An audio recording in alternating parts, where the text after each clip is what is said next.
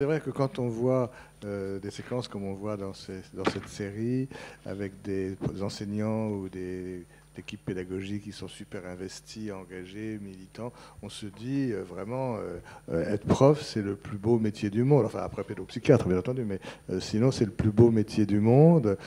Et c'est étonnant quand même, parce que j'entendais ce matin à la radio que 75%, alors bon, je rajoute que probablement c'est quand même pas partout exactement comme ça, mais enfin ça existe et c'est formidable pour les élèves, j'en dirai un mot de plus. Mais ce matin à la radio, on a appris que 75% des enseignants sont finalement à peu près heureux dans leur métier, mais il n'y a que 15% d'entre eux qui diraient à quelqu'un, à d'autres, à des enfants de faire ce métier.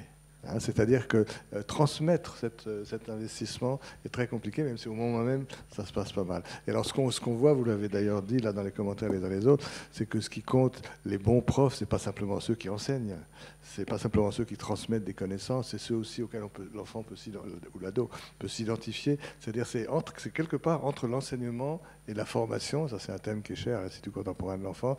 Ça touche la transmission de savoir, mais ça touche le savoir-être aussi. Et ce dont on se souvient, je crois que ça vient d'être évoqué, ce dont on se souvient, c'est pas ceux qui nous ont seulement transmis des connaissances, c'est ceux qui nous ont transmis peut-être l'envie de leur ressembler en quelque chose. Et de la bienveillance. Ouais, et de la bienveillance.